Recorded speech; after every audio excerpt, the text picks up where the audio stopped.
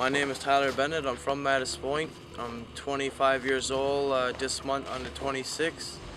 I'm living on top of Mattis Point Hill into a cabin with no electricity or no power, and I'm living solely off the land. And I love it. Let's go in my cabin.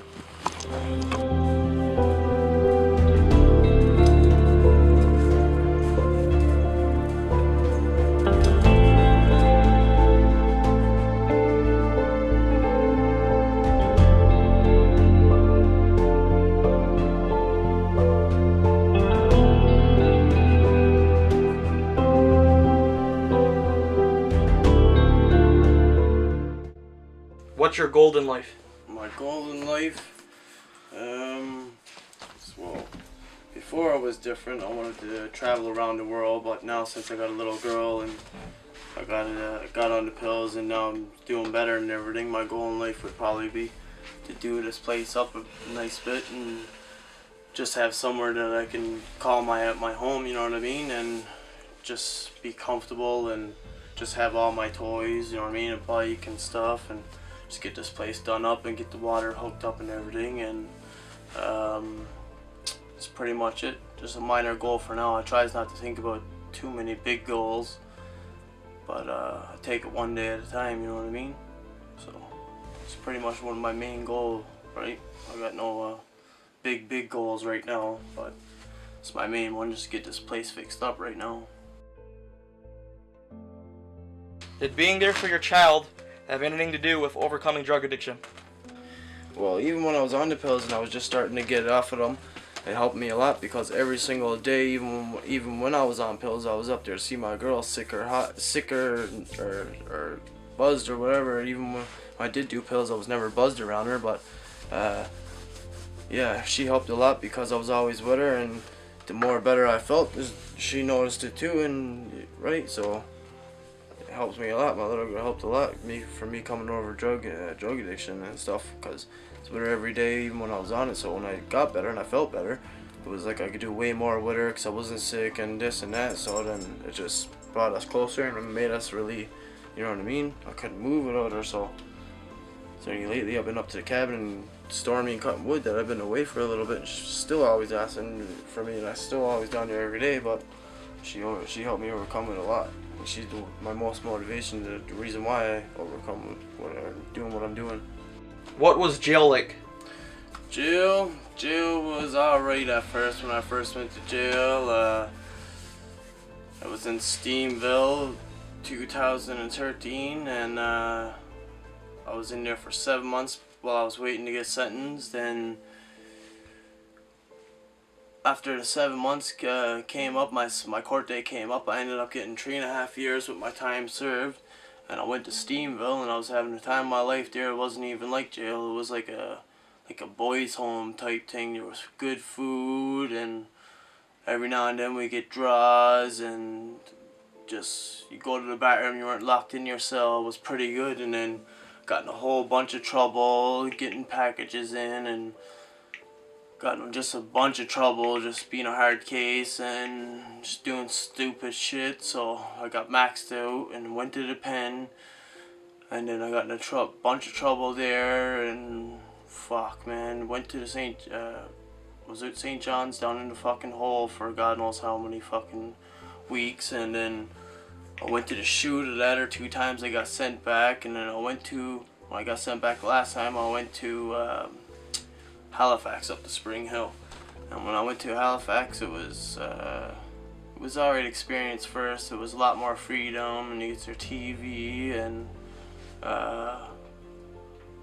you could just do so much. You could work up there, you could do everything, you know what I mean? And it was just so much freedom, and I liked it up there. And jail was alright, and then like every now and then there was a couple of bad things on the go in that, but for the most part I had a pretty good laugh, and I had a lot of good buddies, and always hanging out with the Native Brotherhood and my fellow newfies, and we always had a good time, and there was always something for us to do. And got out of jail, and I had already experience, but when I got out of jail I started having all these crazy post-traumatic stress disorder, fucking dreaming about crazy stuff in jail and stabbing people and So I never really realized that jail kind of messed me up a bit, because every night now when I sleep, but it never happened since last month now, last 30 days, but every night before I used to get up panicking and like dreaming about stabbing people, and it was just affecting me really bad, and dreams started getting crazy, and I just had crazy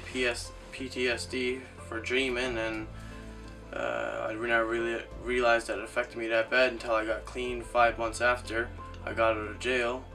Well, I was out of jail for a year, and then 5 months after I got clean, then I realized I started having all these crazy PTSD symptoms and dreaming and really bad nightmares and stabbing people. It was really lifelike, right? So it affected me a lot, and then lately it's been going away, and this morning was the first time that I had one in, geez, God knows how long, since 30 days.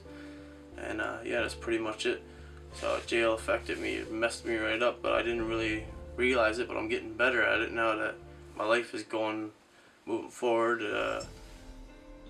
But yeah. Have you been in a rehab program? If so, has it like dulled your senses? Did it affect your you in any way? Did it help you, or did it not help at all?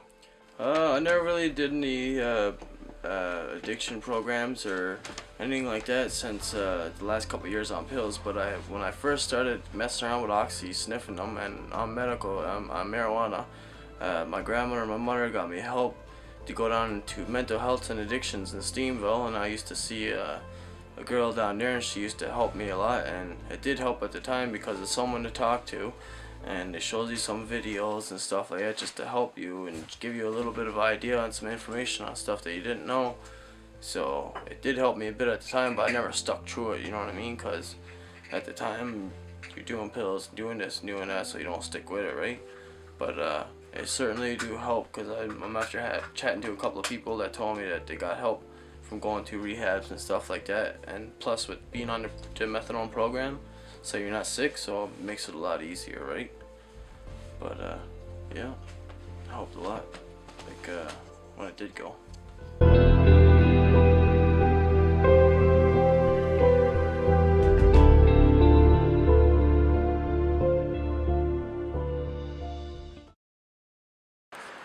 But lately I've been having a lot of people coming in and stealing my snares and taking my my rabbits, and that's your way of life, you know what I mean? So up away, you get caught up in the north, you get caught stealing somebody's snares, or even in their trap line. You know what I mean? What are you doing in there, right? That's the same thing as stealing out of somebody's fridge. You don't do that, right? So people have been stealing my snares and my rabbits, so I've been trying to come in even in the shitty weather to try to catch them, right?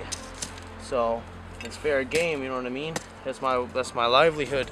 I'm living in a cabin, no water, no electricity, no nothing, just getting by, you know what I mean? And then people's gonna come stealing my food out of my fridge, right? Out of my trap line, so can't go doing that, right?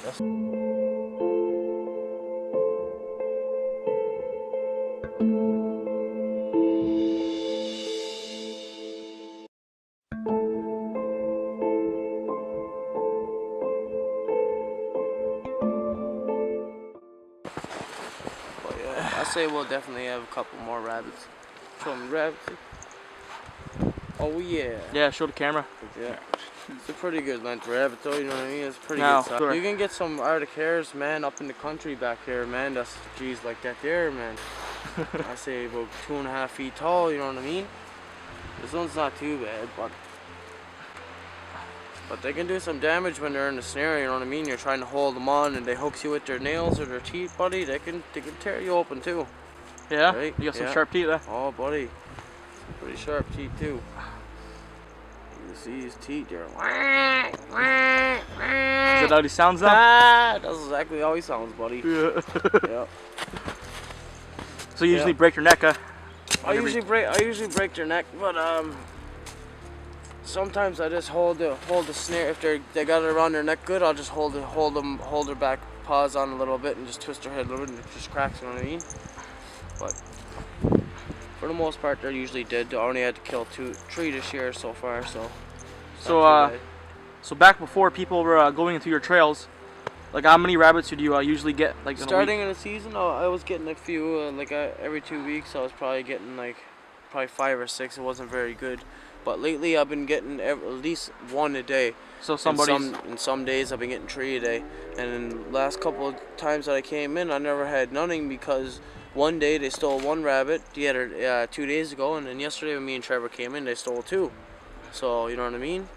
You never know. You can have 4 or 5 rabbits in your trail, but if some it goes in before me, then I'm fucked. My rabbit's gone, right?